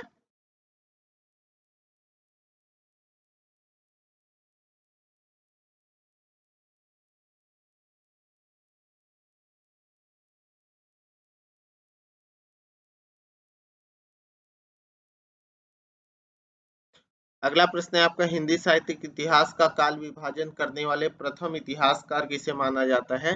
तो हिंदी साहित्य के इतिहास का काल विभाजन करने वाले प्रथम इतिहासकार थे जॉर्ज ग्रियर्सन। कौन थे? प्रथम इतिहासकार जिन्होंने काल विभाजन किया था तो वो थे जॉर्ज ग्रियर्सन। तो आप ध्यान रखेंगे, जॉर्ज ग्रियर्सन ने ही सबसे पहली बार हिंदी साहित्य के इतिहास का काल विभाजन। आपका अगला प्रश्न है, रामचंद्र शुक्ल के वीरगाथा काल को आदिकाल किसने कहा था? तो रामचंद्र शुक्ल के वीरगाथा काल को आदिकाल कहने का श्रेय है हजारी प्रसाद द्विवेदी को। अभी आपने पीछे भी देखा कि हजारी प्रसाद द्विवेदी ने ही वीरगाथा काल को आदिकाल कहा था, जबकि रामचंद्र शुक्ल ने इसे क्या नाम दिया था? वीरगाथा काल नाम दिया था। आदिकाल को वीरगाथा काल रामचंद्र शुक्ल ने कहा था। ठीक है। आपका अगला प्रश्न है, रीति काल को अलंकृत काल कहने का श्रेय किसको दिया जाता है? तो रीति काल को अलंकृत काल कहने का श्रेय आपका मिश्र बंधुओं को जाता है। किसे जाता है? मिश्र बंधुओं को जाता है। रीति काल को अलंकृत काल इन्होंने ही कहा था, और मिश्र बंधुओं ने ही प्रारंभिक काल कहा था। यानी आदि काल को प्रारंभिक काल या वीरगाथा काल को प्रारंभिक काल कहने का श्रेय भी मिश्र बंधुओं को ही जाता है। ये ध्यान रखिएगा, मिश्र बंधुओं ने ही रीति काल को अलंकृत काल कहा, आदि काल को प्रारंभिक काल कहा। ठीक है। आपका अगला प्रश्न है, डॉक्टर राम कुमार वर्मा ने हिंदी साहित्य का आरंभ कब से माना है? तो डॉक्टर राम कुमार वर्मा जी ने हिंदी साहित्य का जो प्रारंभ है वो 693 ईस्वी से माना है। कब से माना है दोस्तों? 693 ईस्वी, 693 ईस्वी से माना है। डॉक्टर राम कुमार वर्मा ने हिंदी साहित्य का आरंभ कब से माना? 693 ईस्वी से माना है। ध्यान रखिएगा आप लोग। आपका अगला प्रश्न है, हिंदी साहित्य के इतिहास का काल विभाजन करते हुए आचार्य रामचंद्र शुक्ल ने प्रथम काल का नामकरण वीर गाथा काल किया। डॉक्टर हजारी प्रसाद द्विवेदी ने इसे क्या नाम दिया? फिर से प्रश्न सुनिएगा, हिंदी साहित्य के इतिहास का काल विभाजन करते हुए आचार्य रामचंद्र शुक्ल ने प्रथम काल का नामकरण वीरगाथा काल किया था। डॉक्टर हजारी प्रसाद द्विवेदी ने क्या कहा? तो जस्ट आपने पीछे देखा है कि इसी को डॉक्टर हजारी प्रसाद द्विवेदी ने आदिकाल की संज्ञा दिया था। क्या संज्ञा दिया था? आदिकाल की संज्ञा दिया था। जबकि सिद्ध काल या सिद्ध सामंत काल की अगर बात करते हैं तो ये राहुल सांकृत्यायन जी ने कहा। चारण काल की बात करते हैं तो जॉर्ज ग्रियर्सन ने इसी को चारण काल कहा। ठीक है, ये सारी चीजें भी आप ध्यान रख सकते हैं। आपका अगला प्रश्न है, हिंदी साहित्य 20वीं शताब्दी के रचयिता हैं। ये इस पुस्तक की अगर बात किया जाए, हिंदी साहित्य 20वीं शताब्दी, इस पुस्तक के रचयिता कौन है? तो नंद दुलारी वाजपेयी हैं। आप याद रखिएगा, हिंदी साहित्य 20वीं शताब्दी, इसके रचयिता कौन है? नंद दुलारी वाजपेयी। ठीक है। आपका अगला प्रश्न है, कविता कौमुदी के संग्रहकर्ता कौन है? तो कविता कौमुदी के संग्रहकर्ता के रूप में ऑप्शन है आपके श्याम सुंदर दास, राहुल सांकृत्यायन, नगेंद्र राम, नरेश त्रिपाठी। तो कविता कौमुदी के संग्रहकर्ता हैं राम नरेश त्रिपाठी। कौन है? राम नरेश त्रिपाठी। तो आप सभी लोग ध्यान रखेंगे, कविता कौमुदी के संग्रहकर्ता के रूप में राम नरेश त्रिपाठी जी को जाना जाता है। आपका अगला प्रश्न है, मिश्र बंधुओं में शामिल नहीं है। तो मिश्र बंधु में मैंने आपको बताया था कि 3 लोग हैं, गणेश श्याम सुक, याद होगा, कल का लेक्चर याद होगा। गणेश पिछला जो वीडियो है फर्स्ट क्लास है आपकी, उसमें मैंने बताया था, दिमाग में बिठा के रखिएगा। गणेश श्याम सुख, यहाँ देखिए गणेश बिहारी, श्याम बिहारी और सुखदेव बिहारी मिश्र बंधुओं में शामिल हैं, जबकि केशव बिहारी इसमें शामिल नहीं है। गणेश श्याम सुख याद रखिएगा, ठीक है। आपका अगला प्रश्न है, मिश्र बंधुओं के अनुसार हिंदी का प्रथम गद्य लेखक है। तो मिश्र बंधुओं ने हिंदी के प्रथम गद्य लेखक के रूप में गोरखनाथ को माना है। किसको माना है? गोरखनाथ को प्रथम गद्य लेखक माना है। मिश्र बंधुओं ने हिंदी का प्रथम गद्य लेखक गोरखनाथ को माना है, तो याद रखिएगा, ठीक है।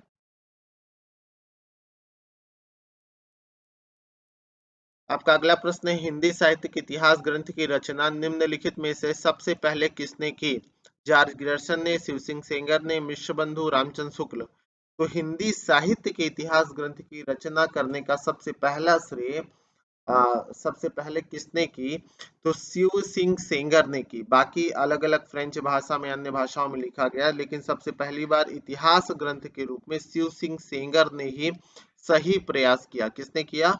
शिव सिंह सेंगर ने ग्रंथ की रचना में सबसे पहले किसने की? ठीक है, तो शिव सिंह सेंगर ने की, ध्यान रखेंगे।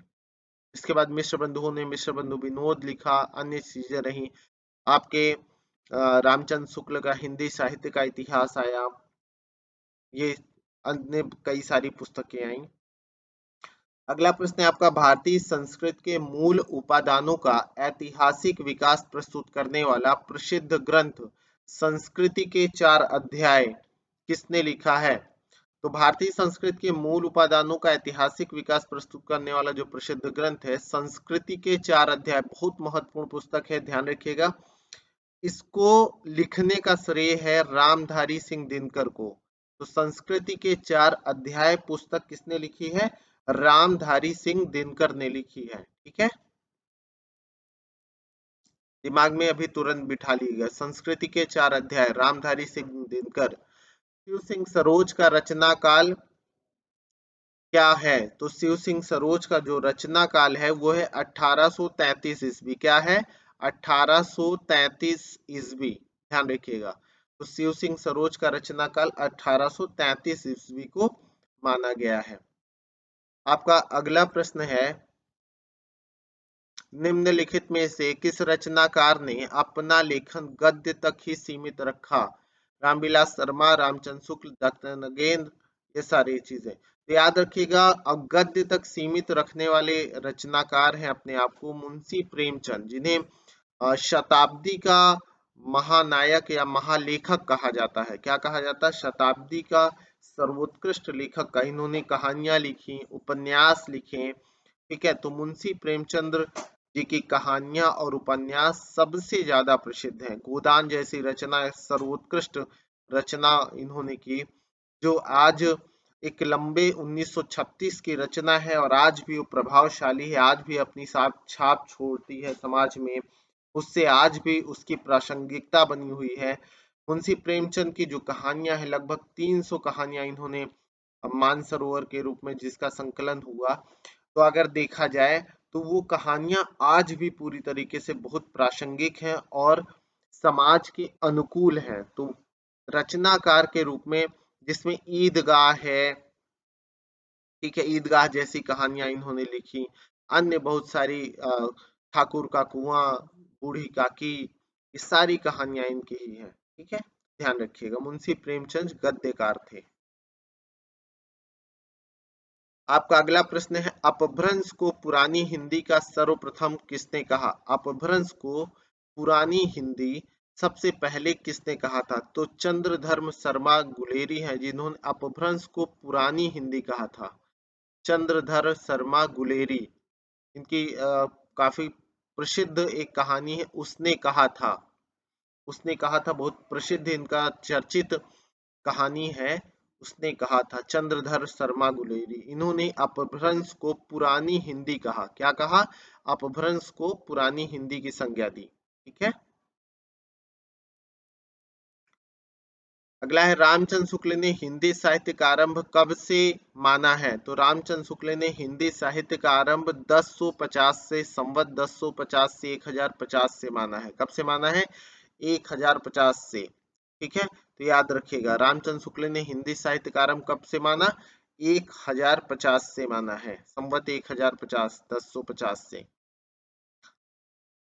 अगला प्रश्न है आपका, जैसे पुराना चावल ही बड़े आदमियों के खाने योग्य समझा जाता है, वैसे ही अपने समय से कुछ पुरानी पड़ी हुई परंपरा के गौरव से युक्त भाषा ही पुस्तक रचने वालों के व्यवहार योग्य समझी जाती थी। रामचंद्र शुक्ल का उपरोक्त कथन हिंदी साहित्य का इतिहास के आदिकाल के किस प्रकरण में मौजूद है? याद रखिएगा हिंदी साहित्य के अगर शुरुआत की बात किया जाए तो रामचंद्र शुक्ल का जो उपयुक्त कथन है हिंदी साहित्य के इतिहास के आदिकाल के चौथे प्रकरण में मौजूद है। किसमें मौजूद है? चौथे प्रकरण में मौजूद है। तो याद रखिएगा दोस्तों ये चौथे प्रकरण में मौजूद है। फिर से एक बार ये पंक्तियां पढ़िएगा। जैसे पुराना चावल ही बड़े आदमियों के खाने योग्य समझा जाता है, वैसे ही अपने समय से कुछ पुरानी पड़ी हुई परंपरा के गौरव से युक्त भाषा ही पुस्तक रचने वालों के व्यवहार योग्य समझी जाती थी। ठीक है, बहुत प्रसिद्ध कथन है। महत्वपूर्ण कथनों में से एक कथन है? ये आप सभी लोगों को ध्यान रखना है, प्रकरण 4 में है। आपका अगला प्रश्न है, आचार्य रामचंद्र शुक्ल ने वीरगाथा काल की सीमा क्या मानी है? तो रामचंद्र शुक्ल ने वीर गाथा काल को 1000 ईस्वी से 1350 ईस्वी माना है। वीर गाथा काल को क्या माना है? वीर गाथा काल की सीमा 1000 ईस्वी से 1350 ईस्वी माना है। ठीक है, आप लोग सामान्य रूप में अगर बात किया जाए तो ध्यान रखिएगा कि यहाँ पर अगर हम बात कर रहे हैं आचार्य राम शुक्ल ने वीर गाथा काल की सीमा की अगर बात कर रहे हैं तो इन्होंने मूल रूप से ये लगभग जो है 993 ईस्वी है, 993 ईस्वी है, क्योंकि इन्होंने 1050 से लेकर के अगर बात किया जाए तो 1050 से शुरू करते हैं और 1375 विक्रमी संवत तक जाते हैं। तो अगर आप उसमें माइनस करते हैं तो 993 आएगा। तो 993 ईस्वी के नियरेस्ट यही 1000 पड़ रहा है, तो इसीलिए इसको ऑप्शन माना जा सकता है। एग्जैक्ट नहीं है, लगभग है। ठीक है, ध्यान रखिएगा क्योंकि उन्होंने माना क्या था 1050 से लेकर के आपका 1375 विक्रमी। 1050 से अगर बात किया जाए 1050 से लेकर के 1375 संवत के रूप में माना था। तो लगभग 993 आएगा क्योंकि 57 आपका माइनस किया जाता है इसमें संवत से ईस्वी निकालने के लिए, तो उसी आधार पे आ जाए विक्रमी संवत से। ठीक है, आपका अगला प्रश्न है, हिंदी शब्द सागर संपादित ग्रंथ है। तो हिंदी शब्द सागर की अगर बात किया जाए तो हिंदी शब्द सागर का संपादन किया था श्याम सुंदर दास ने। डॉक्टर श्याम सुंदर दास ने हिंदी शब्द सागर का संपादन किया था। ठीक है, अगला प्रश्न है आपका, हिंदी साहित्य की भूमिका पुस्तक के लेखक कौन है? तो हिंदी साहित्य की भूमिका हजारी प्रसाद द्विवेदी की पुस्तक है। किसकी पुस्तक है?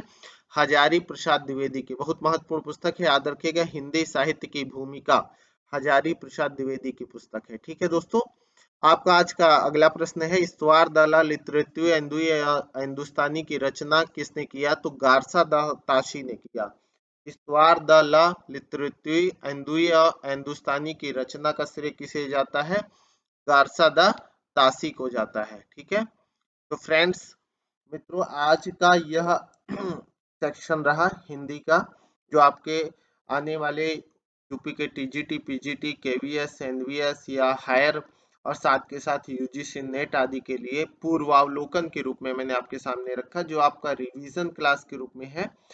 तो इसे आप तेजी से देख करके रिवाइज कर सकते हैं। वीडियो पूरा देखना है, इसके बीच में मत करिएगा, और साथ के साथ चैनल को लाइक शेयर सब्सक्राइब करना बिल्कुल भी ना भूलिएगा। तो बाय बाय दोस्तों, हैव अ गुड डे, नमस्कार।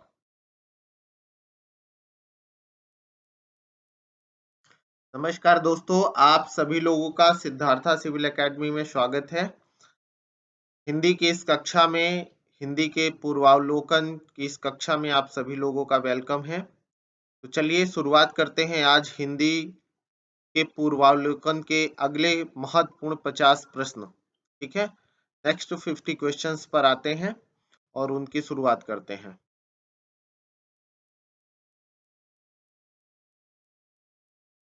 चलिए, तो आपका आज का पहला प्रश्न है, ग्रियर्सन कृत the modern vernacular literature of northern Hindustan का हिंदी अनुवाद किसने किया है? तो the modern vernacular literature of northern Hindustan का हिंदी अनुवाद करने वाले हैं डॉक्टर किशोरी लाल गुप्त। किसने अनुवाद किया है? डॉक्टर किशोरी लाल गुप्त ने अनुवाद किया है। ठीक है, अगला प्रश्न है आपका, साहित्य जनता की चित्त वृत्ति का संचित प्रतिबिंब है, इस पंक्ति के सही लेखक कौन है? साहित्य जनता की चित्त वृत्ति का संचित प्रतिबिंब है, ये आचार्य रामचंद्र शुक्ल की महत्वपूर्ण पंक्तियां हैं। किसकी हैं? आचार्य रामचंद्र शुक्ल की महत्वपूर्ण पंक्ति है। अगला प्रश्न है आपका, हिंदी साहित्य के इतिहास को व्यवस्थित रूप देने का श्रेय किसको जाता है? तो हिंदी साहित्य के इतिहास को व्यवस्थित रूप देने का श्रेय जाता है आचार्य रामचंद्र शुक्ल को। इससे पहले अगर बात किया जाए तो रामचंद्र शुक्ल जी से पहले जितने भी लोगों ने हिंदी साहित्य का इतिहास लिखा, वो किसी न किसी एक पद्धति को अपनाते हुए लिखा। इन्होंने विधेयवादी पद्धति को अपनाया रामचंद्र शुक्ल जी ने, और एक व्यवस्थित सही रूप में हिंदी साहित्य का प्रथम इतिहास लिखने का श्रेय इन्हीं को दिया जा सकता है। ठीक है, इससे पहले इतिहास लेखन हुआ, लेकिन व्यवस्थित और सही इतिहास लेखन का श्रेय आचार्य रामचंद्र शुक्ल को दिया जाता है। ठीक है फ्रेंड्स, अगर आप टीजीटी पीजीटी देने जा रहे हैं, या यूपी हायर का एग्जाम देने जा रहे हैं, या यूजीसी नेट देने जा रहे हैं, तो इस वीडियो को पूरा देखिएगा। ये पूर्वावलोकन है, पिछले वर्षों में आए हुए प्रश्नों का संकलन है, जो एक रिवीजन की तरह आपके सामने से मैं ले जा रहा हूँ। जितने भी महत्वपूर्ण प्रश्न हैं उन सभी को साथ के साथ वीडियो को शेयर जरूर करिए, जिससे आपके फ्रेंड्स वगैरह भी सभी लोग जुड़ सके, और लाइक भी करिए और कमेंट बॉक्स में कमेंट करिए। तो लाइक शेयर सब्सक्राइब करना बिल्कुल भी ना भूलिएगा। आपका अगला प्रश्न है, भक्ति काल का नाम पूर्व मध्य काल किस आचार्य ने दिया? तो भक्ति काल का नाम पूर्व मध्य काल आपके आचार्य हजारी प्रसाद द्विवेदी ने दिया था। भक्ति काल को पूर्व मध्य काल कहने वाले आचार्य कौन है? आचार्य हजारी प्रसाद द्विवेदी। बाकी जो भी आंसर है आपके ऑप्शन से वो गलत है। तो पूर्व मध्य काल नाम किसने दिया भक्ति काल को? आचार्य हजारी प्रसाद द्विवेदी ने दिया। आपका अगला प्रश्न है, मिस्र बंधुओं ने परिवर्तन काल की समय सीमा निर्धारित की है। तो मिस्र बंधुओं ने परिवर्तन काल की जो समय सीमा निर्धारित की थी वो है संवत 1890 विक्रमी से लेकर के 1924 विक्रमी तक। ठीक है, परिवर्तन काल की समय क्या सीमा क्या निर्धारित किया? 1890 विक्रमी से संवत 1924 विक्रमी तक। नेक्स्ट क्वेश्चन है आपका, अगला प्रश्न है, हिंदी कोविद रत्नमाला, कौन सी हिंदी कोविद रत्नमाला के लेखक कौन है? तो हिंदी कोविद रत्नमाला के लेखक आपके श्याम सुंदर दास हैं, डॉक्टर श्याम सुंदर दास। किसने लिखा है हिंदी कोविद रत्नमाला? डॉक्टर श्याम सुंदर दास ने लिखा है। सभी लोग ध्यान रखेंगे। आपका अगला प्रश्न है, हिंदी शब्दानुशासन के लेखक कौन है? तो हिंदी शब्दानुशासन के लेखक हैं किशोरी दास वाजपेयी। कौन है? किशोरी दास वाजपेयी। तो हिंदी शब्दानुशासन के लेखक किशोरी दास वाजपेयी हैं। आपका अगला प्रश्न है, हिंदी का प्रथम व्याकरण लिखने वाले विद्वान कौन है? तो हिंदी का प्रथम व्याकरण लिखने वाले विद्वान है जेशुआ कैटलर। कौन? जेशुआ कैटलर। तो सबसे पहली बार हिंदी का प्रथम व्याकरण लिखने का जो प्रयास हुआ वो किसके द्वारा हुआ? जेसुआ कैटलर के द्वारा हुआ। नेक्स्ट क्वेश्चन है आपका अगला प्रश्न है, अ हिस्ट्री ऑफ हिंदी लिटरेचर के लेखक कौन है? अ हिस्ट्री ऑफ हिंदी लिटरेचर के लेखक हैं फ्रैंक ई के। कौन है? फ्रैंक ई के। तो याद रखिएगा कि अगर बात किया जाए, एक पादरी थे फ्रैंक ई के, इन्होंने ही a history of Hindi literature लिखा है। आपका अगला प्रश्न है, आचार्य रामचंद्र शुक्ल ने द्वितीय उत्थान का समय कब से कब तक निर्धारित किया है? तो आचार्य रामचंद्र शुक्ल ने द्वितीय उत्थान का समय 1893 से 1918 ईस्वी निर्धारित किया है। क्या निर्धारित किया है? 1893 से 1918 ईस्वी निर्धारित किया है। तो आप सभी लोगों को ध्यान रखना है। अगला प्रश्न है आपका, यद्यपि मैं खुद उर्दू का बड़ा पक्षपाती हूँ, लेकिन मेरे विचार में हिंदी को विभाषा या बोली कहना उचित नहीं है। यह किसका कथन है? देखिए, बड़ा महत्वपूर्ण कथन है। यद्यपि मैं खुद उर्दू का बड़ा पक्षपाती हूँ, लेकिन मेरे विचार में हिंदी को विभाषा या बोली कहना उचित नहीं है। यह कथन है गारसा दा ताशी का। किसका? गारसा दा ताशी का यह कथन है। ठीक है। यद्यपि मैं खुद को उर्दू का बड़ा पक्षपाती हूँ, लेकिन मेरे विचार में हिंदी को विभाषा या बोली कहना उचित नहीं। यह गारसा दा ताशी ने कहा है। आपका अगला प्रश्न है, नेक्स्ट क्वेश्चन है, आचार्य रामचंद्र शुक्ल ने प्रथम उत्थान का समय कब से कब तक निर्धारित किया है? तो प्रथम उत्थान का समय निर्धारित किया है आचार्य रामचंद्र शुक्ल ने 1868 से 1893 ईस्वी। कब से कब तक निर्धारित किया है? 1868 से 1893 ईस्वी। ठीक है, प्रथम उत्थान। पुरानी हिंदी ग्रंथ के लेखक कौन है? आपका अगला प्रश्न है, पुरानी हिंदी ग्रंथ के लेखक कौन है? तो पुरानी हिंदी ग्रंथ के लेखक हैं चंद्रधर शर्मा गुलेरी। किसने लिखा है? चंद्रधर शर्मा गुलेरी ने लिखा है पुरानी हिंदी। ठीक है। आपका अगला प्रश्न है, हिंदी साहित्य का दूसरा इतिहास ग्रंथ के लेखक कौन है? तो हिंदी साहित्य का दूसरा इतिहास लिखने वाले लेखक हैं बच्चन सिंह।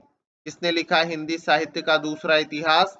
तो बच्चन सिंह के द्वारा लिखा गया है हिंदी साहित्य का दूसरा इतिहास। ध्यान रखिएगा, बच्चन सिंह ने हिंदी साहित्य का दूसरा इतिहास लिखा है। नेक्स्ट क्वेश्चन है आपका, हिंदी साहित्य का आधा इतिहास निम्नलिखित में से किसके द्वारा लिखा गया? तो हिंदी साहित्य का आधा इतिहास लिखने वाले लेखक हैं डॉक्टर सुमन राजे।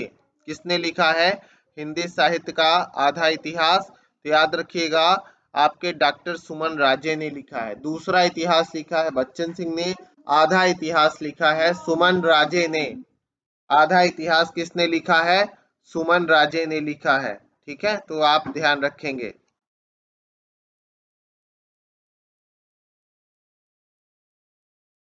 तो हिंदी साहित्य का आधा इतिहास डॉक्टर सुमन राजे द्वारा लिखा गया है। अगला प्रश्न है आपका, रामचंद्र शुक्ल ने हिंदी साहित्य के आधुनिक काल को किस अन्य नाम से अभिहित किया है या जाना है? तो रामचंद्र शुक्ल ने हिंदी साहित्य के आधुनिक काल को गद्य काल भी कहा है। क्या कहा है? गद्य काल की संज्ञा दिया है। ठीक है, ध्यान रखिएगा। इसके बाद अगर बात किया जाए तो अगला प्रश्न है आपका, मिश्र बंधु विनोद का चौथा भाग कब प्रकाशित हुआ? तो मिश्र बंधु विनोद का चौथा भाग प्रकाशित हुआ था 1934 ईस्वी में। कब प्रकाशित हुआ था? 1934 में प्रकाशित हुआ था। आपका अगला प्रश्न है, काल क्रमानुसार लिखा गया हिंदी साहित्य का प्रथम इतिहास ग्रंथ है। तो काल क्रम के अनुसार हिंदी साहित्य का प्रथम इतिहास ग्रंथ जो लिखा गया वो था इस्तवार दला लिटरेच्योर हिंदुस्तानी। तो याद रखिएगा, काल क्रम के अनुसार हिंदी साहित्य का जो प्रथम इतिहास लिखा गया वो था इस्तवार दला लिटरेच्योर हिंदुस्तानी। ठीक है, बाकी अन्य विकल्प गलत हैं। आपका अगला प्रश्न है, हिंदी साहित्य का वैज्ञानिक इतिहास के लेखक कौन है? तो हिंदी साहित्य का वैज्ञानिक इतिहास लिखने वाले कौन है? डॉक्टर गणपति चंद्र गुप्त। और आधा इतिहास किसने लिखा? अभी मैंने पीछे। ठीक है, तो हिंदी साहित्य का वैज्ञानिक इतिहास लिखने वाले डॉक्टर गणपति चंद्र गुप्त हैं। आधा इतिहास सुमन राजे, और दूसरा इतिहास डॉक्टर बच्चन सिंह। आप सभी लोगों को ध्यान रखना है। दोस्तों आपका अगला प्रश्न है, अधिकांश साहित्य इतिहासकारों के अनुसार हिंदी के प्रथम कवि कौन हैं? तो साहित्य इतिहासकारों के अनुसार हिंदी के प्रथम कवि सरहपाद को मानते हैं। अधिकांश जो साहित्यकार हैं वह सरहपाद को हिंदी के प्रथम कवि के रूप में मानते हैं। आपका अगला क्वेश्चन है, हिंदी साहित्य के संदर्भ में गारसा द ताशी का किस रूप में उल्लेख किया जाता है? तो हिंदी साहित्य के संदर्भ में गारसा द ताशी का इतिहासकार के रूप में उल्लेख किया जाता है। किस रूप में उल्लेख किया जाता है? एक इतिहासकार के रूप में उल्लेख किया जाता है। आप सभी लोग ध्यान रखेंगे। नेक्स्ट क्वेश्चन, आपका अगला प्रश्न है, हिंदी साहित्य के इतिहास लेखन की परंपरा का सूत्रपात किसने किया? तो हिंदी साहित्य के इतिहास लेखन की परंपरा का सूत्रपात करने वाले हैं गारसा द ताशी। किसने किया हिंदी साहित्य के इतिहास लेखन की परंपरा का सूत्रपात? गारसा द ताशी ने किया। आपका अगला क्वेश्चन है, हिंदी साहित्य के इतिहास ग्रंथ हिंदी साहित्य विमर्श के लेखक कौन हैं? तो हिंदी साहित्य विमर्श के लेखक हैं पदुमलाल पुन्नालाल बख्शी। कौन है? पदुमलाल पुन्नालाल बख्शी। तो आप सभी लोग ध्यान रखिएगा, हिंदी साहित्य विमर्श के लेखक हैं पदुमलाल पुन्नालाल बख्शी। ठीक है, तो ध्यान रखना है।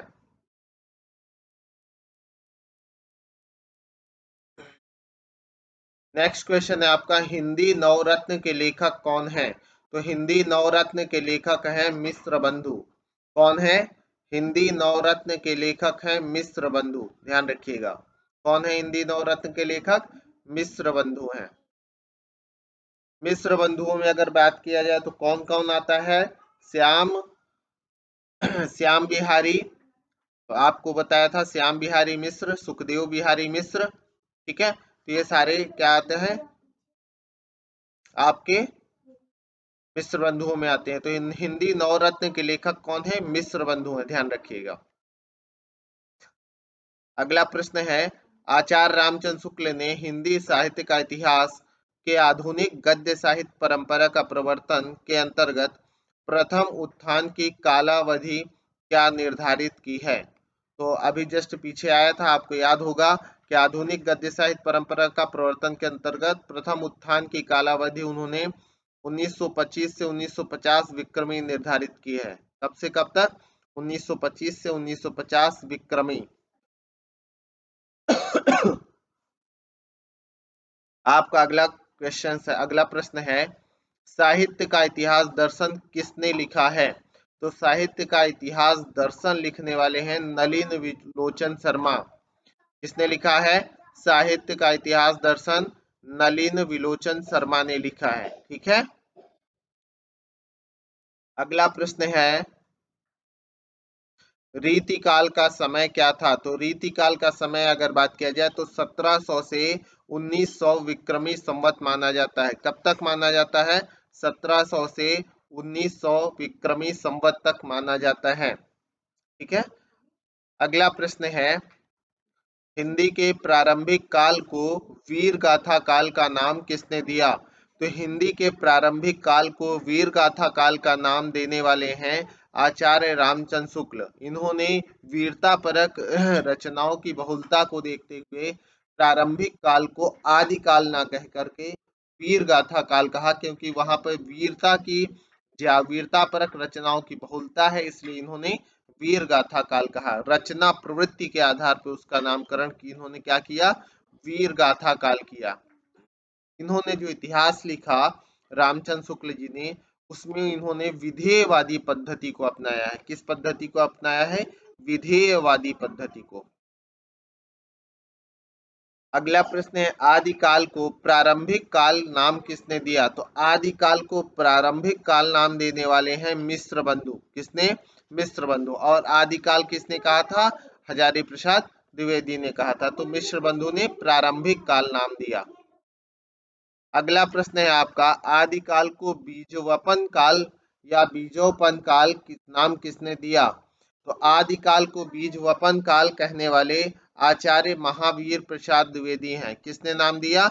आचार्य महावीर प्रसाद द्विवेदी। इन्होंने आदिकाल को बीजोपन काल की संज्ञा दिया।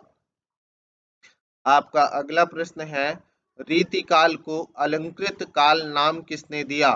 तो रीतिकाल को अलंकृत काल नाम देने वाले हैं मिश्र बंधु। किसने रीतिकाल को अलंकृत काल कहा? मिश्र बंधु हैं।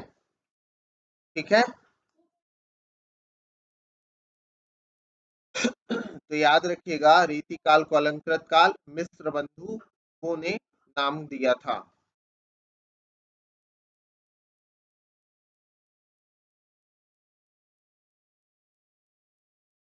अगला प्रश्न है आपका, हिंदी में हिंदी साहित्य का इतिहास सबसे पहले किसने लिखा है? तो हिंदी में हिंदी साहित्य का इतिहास लिखने वाले हैं शिव सिंह सेंगर। यानी हिंदी में हिंदी भाषा में हिंदी साहित्य का इतिहास सबसे पहली बार शिव सिंह सेंगर ने लिखा, शिव सिंह सरोज के नाम से। किस नाम से? शिव सिंह सरोज नाम से। जबकि रामचंद्र शुक्ल ने हिंदी साहित्य का इतिहास लिखा, हालांकि वो भूमिका के रूप में लिखा गया था, ध्यान रखेंगे। आपका अगला प्रश्न है, निम्नलिखित रचनाओं को उनके रचनाकारों के साथ सुमेलित कीजिए। ठीक है, हिंदी साहित्य की भूमिका, हिंदी साहित्य का आलोचनात्मक इतिहास, उत्तरी भारत की संत परंपरा, हिंदी साहित्य का दूसरा इतिहास।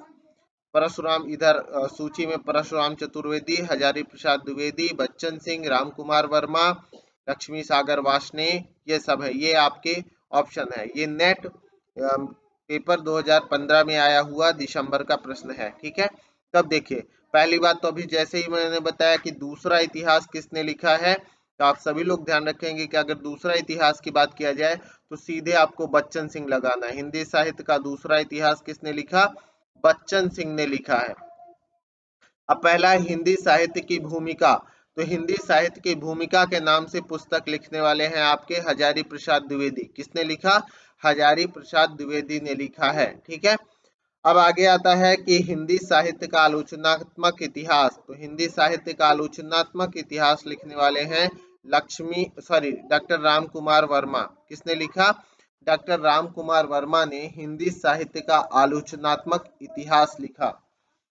अगला है आपका भारत की संत परंपरा। तो उत्तरी भारत की संत परंपरा के नाम से पुस्तक लिखने वाले हैं आपके परशुराम चतुर्वेदी।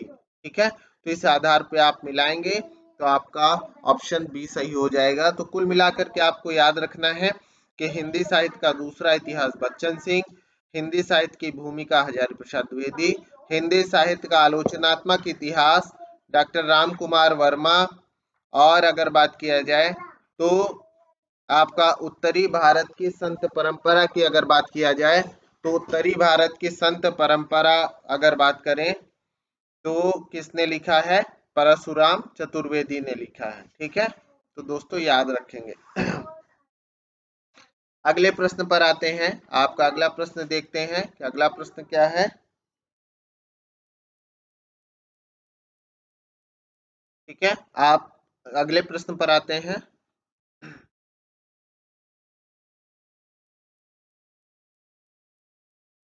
अगला प्रश्न है आपका, हिंदी साहित्य के इतिहास लेखकों का काल क्रम अनुसार सही क्रम क्या है? हिंदी साहित्य के इतिहास लेखकों का काल क्रमानुसार सही क्रम क्या है?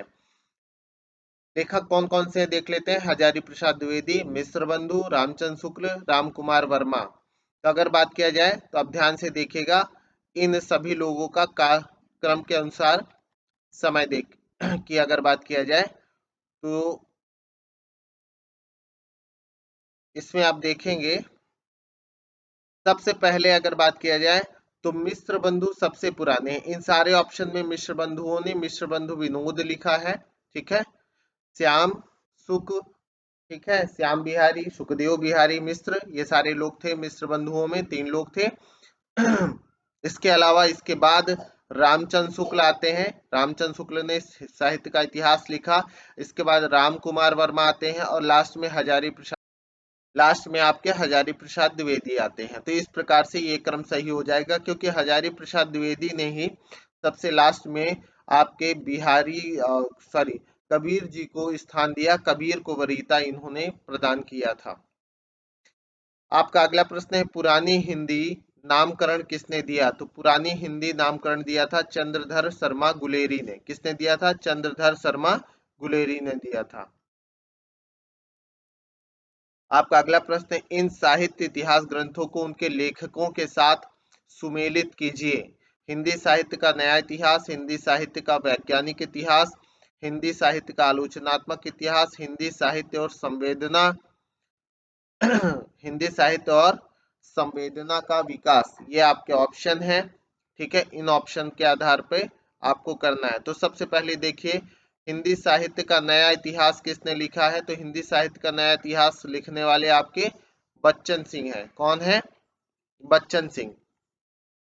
हिंदी साहित्य का वैज्ञानिक इतिहास अभी पीछे भी आया था, वैज्ञानिक इतिहास की बात करेंगे तो आपका आ जाएगा गणपति चंद्र गुप्त। किसने लिखा?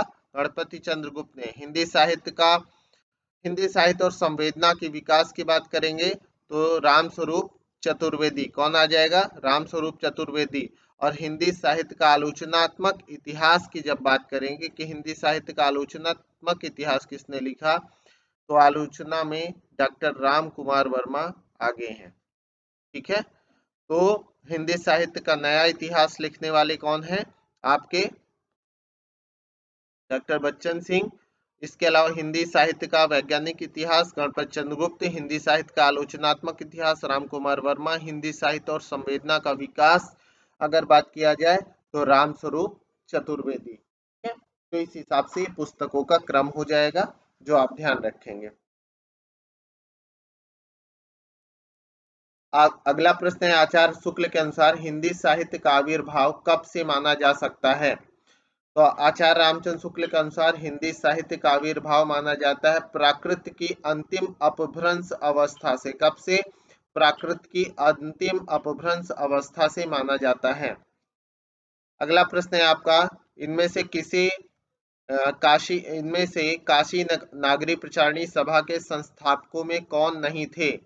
बाबू श्याम सुंदर दास, ठाकुर शिव कुमार सिंह, रामनारायण मिश्र। तो याद रखिएगा, काशी नागरी प्रचारणी सभा के संस्थापकों में रामचंद्र शुक्ल नहीं थे, बाकी ठाकुर शिव कुमार सिंह, बाबू श्याम सुंदर दास, रामनारायण मिश्र, ये सभी लोग उसमें शामिल थे। अगला प्रश्न है आपका, साहित्य जन समूह के हृदय का विकास है, यह परिभाषा किसकी है? तो साहित्य जन समूह के हृदय का विकास है, यह बाल कृष्ण भट्ट ने कहा। किसने कहा? बाल कृष्ण भट्ट ने कहा कि साहित्य जन समूह के हृदय का विकास है। अगला प्रश्न है, भाषा काव्य संग्रह किसकी कृति है? तो याद रखिएगा, भाषा काव्य संग्रह महेश दत्त शुक्ल की कृति है। किसकी कृति है? महेश दत्त शुक्ल की कृति है। ठीक है, आपका अगला प्रश्न है, हिंदी साहित्य का अतीत के लेखक कौन है? यानी हिंदी साहित्य का अतीत, इस पुस्तक के लेखक कौन है? तो याद रखिएगा आप सभी लोग, विश्वनाथ प्रसाद मिश्र। हिंदी साहित्य का अतीत के लेखक हैं विश्वनाथ प्रसाद मिश्र। ठीक है, अगले प्रश्न पर आते हैं। अगला प्रश्न है, प्रकाशन वर्ष के अनुसार निम्नलिखित पुस्तकों का सही अनुक्रम बताइए। पुस्तक कौन कौन सी है? देखिए, हिंदी साहित्य का आधा इतिहास, हिंदी साहित्य का दूसरा इतिहास, मध्यकालीन बोध का स्वरूप, हिंदी साहित्य और संवेदना का विकास। ठीक है, ये पुस्तक है। अब आइए इनका डिटेल देख लेते हैं कि अब देखिए, मध्यकालीन बोध का स्वरूप जो है 1970 ईस्वी में प्रकाशन वर्ष हुआ था। आचार्य हजारी प्रसाद द्विवेदी इसके इतिहासकार हैं। हिंदी साहित्य एवं संवेदना का विकास 1986 ईस्वी में प्रकाशित हुआ। डॉक्टर राम स्वरूप चतुर्वेदी इसके आपके लेखक हैं। हिंदी साहित्य का दूसरा इतिहास 1996 ईस्वी में डॉक्टर बच्चन सिंह। हिंदी साहित्य का आधा इतिहास 2003 ईस्वी में प्रकाशित हुआ सुमन राजे में। तो इनका यही क्रम हो जाएगा। पहला हो जाएगा मध्यकालीन बोध का स्वरूप, दूसरा हो जाएगा हिंदी साहित्य एवं संवेदना का विकास, तीसरा हो जाएगा हिंदी साहित्य का दूसरा इतिहास और चौथा हो जाएगा हिंदी साहित्य का आधा इतिहास।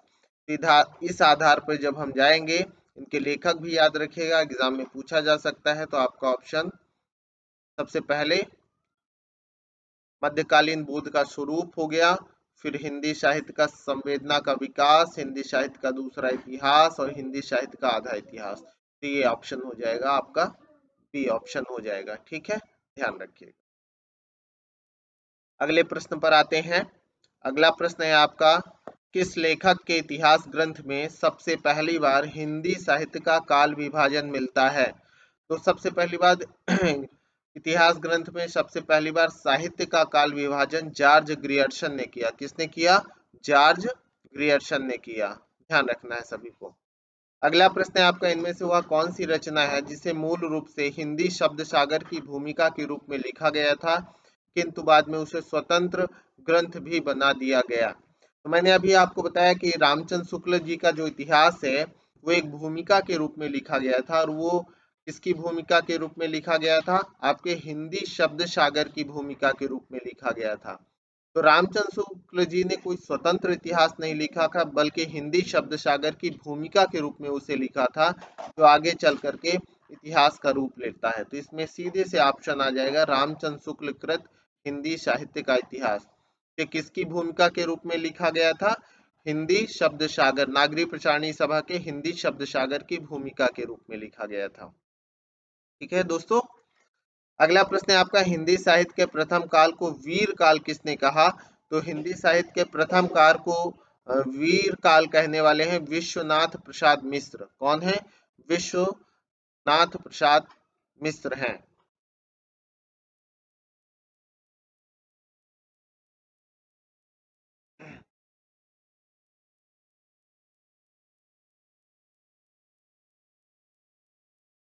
अगला है आपका प्रश्न, अंतिम प्रश्न है यार इस सेक्शन का, आचार्य रामचंद्र शुक्ल द्वारा रचित हिंदी साहित्य का इतिहास का प्रकाशन वर्ष क्या है? कई बार पूछा गया एग्जाम में, तो याद रखिएगा। और सॉरी, आपका 1929 इसका प्रकाशन वर्ष है। कब है? 1929 इसका प्रकाशन वर्ष है। ठीक है, तो ये आज के सेक्शन का आपका क्लास रहा दोस्तों। नए सेक्शन में कल फिर मिलते हैं। तो have a good day, good luck, bye bye. साथ में चैनल को लाइक शेयर सब्सक्राइब करना बिल्कुल भी ना भूलिएगा। बाय दोस्तों।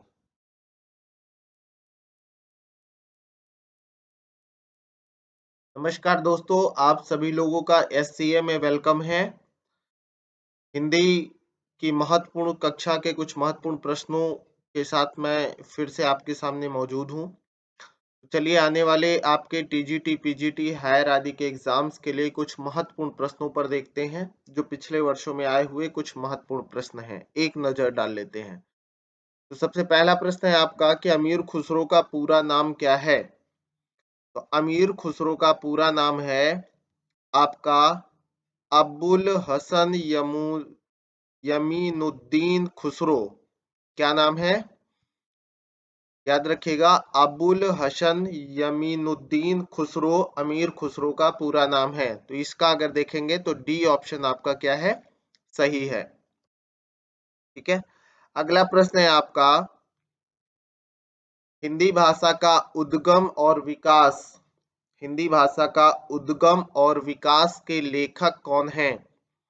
तो हिंदी भाषा का उद्गम और विकास के लेखक हैं डॉक्टर उदय नारायण तिवारी। कौन है? हिंदी भाषा का उद्गम और विकास पुस्तक के लेखक है आपके उदय नारायण तिवारी। ध्यान रखेंगे। अगला प्रश्न है आपका, हिंदी साहित्य के इतिहास लेखन में काल विभाजन और नामकरण का प्रथम प्रयास करने वाले कौन हैं? तो हिंदी साहित्य इतिहास लेखन में काल विभाजन और नामकरण का प्रथम प्रयास करने वाले प्रमुख लेखक है डॉक्टर ग्रियर्सन। कौन है? Doctor Grierson. अगले प्रश्न पर आते हैं। अगला प्रश्न है, कौन मिश्र बंधुओं में नहीं है? मैंने आपको बताया था कि आपको केवल यह याद रखना है, गणेश श्याम सुक। ठीक है, गणेश का मतलब होता है गणपति। ठीक है, श्याम बोलते हैं कृष्ण जी को, और शुक्रदेव आपके शुक्रदेव को तो बोलते हैं। तो गणेश श्याम सुख याद रखिएगा। तो यहाँ पर देखेंगे गणेश बिहारी मिश्र, श्याम बिहारी मिश्र और सुखदेव बिहारी मिश्र, ये सभी हैं मिश्र बंधुओं में। कृष्ण बिहारी मिश्र नहीं है। गणेश श्याम सुख याद रखिएगा, आपका यह प्रश्न कभी गलत नहीं होगा। अगला प्रश्न है आपका, आधुनिक काल को गद्य काल नाम किसने दिया? तो आधुनिक काल को गद्य काल नाम देने का श्रेय आचार्य रामचंद्र शुक्ल जी को जाता है। किसको जाता है? आचार्य रामचंद्र शुक्ल जी को। इन्होंने ही सबसे पहली बार एकदम बेहतर ढंग से हिंदी साहित्य का इतिहास लिखा। हालांकि वह एक भूमिका के रूप में लिखा गया था, लेकिन सही मायने में सही हिंदी साहित्य का इतिहास रामचंद्र शुक्ल जी के इतिहास को ही माना जाता है। अगला प्रश्न है आपका, आचार्य रामचंद्र शुक्ल ने शब्द सागर में लिखित किस शीर्षक लेख को परिवर्तित तथा परिमार्जित कर हिंदी साहित्य का इतिहास लिखा? तो मैंने जस्ट आपको बताया कि शब्द सागर हिंदी शब्द सागर की भूमिका के रूप में ही लिखा गया था, जिसे आगे चल करके परिमार्जित और सारी चीजें की गई, और वह हिंदी साहित्य का इतिहास बना, जिसे हिंदी साहित्य का विकास कहा गया था। क्या कहा गया था? हिंदी साहित्य का विकास। ठीक है। आपका अगला प्रश्न है, हिंदी नवरत्न का रचना काल क्या है? तो हिंदी नवरत्न का रचना काल है 1910 ईस्वी। क्या है? 1910 ईस्वी। अगला प्रश्न है आपका, साहित्य के इतिहास के संदर्भ में निम्नलिखित कथन किसका है? प्रत्येक देश का साहित्य वहां की जनता की चित्त वृत्ति का संचित प्रतिबिंब होता है। तब यह निश्चित है कि जनता की चित्त वृत्ति के परिवर्तन के साथ साथ साहित्य के स्वरूप में भी परिवर्तन होता चला जाता है। यह प्रसिद्ध कथन है आपके आचार्य रामचंद्र शुक्ल जी का। किसका कथन है? आचार्य रामचंद्र शुक्ल जी का। आपको केवल प्रत्येक देश का साहित्य वहां की जनता की चित्त वृत्ति का संचित प्रतिबिंब होता है। केवल ये पंक्ति भी ध्यान रखेंगे, तब भी हमेशा आपको याद रहेगा। ठीक है। तो आचार्य रामचंद्र शुक्ल जी ने अपने हिंदी साहित्य के इतिहास में यह पंक्तियां कही हैं, लिखी हैं। अगला प्रश्न है आपका, आचार्य रामचंद्र शुक्ल के अनुसार भक्ति काल का समय क्या है? तो भक्ति काल का समय उन्होंने संवत 1375 से 1700 संवत तक माना है। यानी संवत 1375 से लेकर के 1700 संवत तक उन्होंने भक्ति काल का समय माना है। अगला प्रश्न है आपका, हिंदी गद्य के उद्भव काल में संस्कृत निष्ठ हिंदी का पक्ष किसने लिया था? तो हिंदी गद्य के उद्भव काल में संस्कृत निष्ठ हिंदी का पक्ष लेने वाले हैं राजा लक्ष्मण सिंह। किसने लिया था? राजा लक्ष्मण सिंह ने यह पक्ष लिया था। तो आप याद रखिएगा कि हिंदी गद्य के उद्भव काल में संस्कृत निष्ठ हिंदी का पक्ष लेने वाले राजा लक्ष्मण सिंह जी हैं। इस प्रकार से ये आपके हिंदी के कुछ महत्वपूर्ण प्रश्न रहे। ठीक है।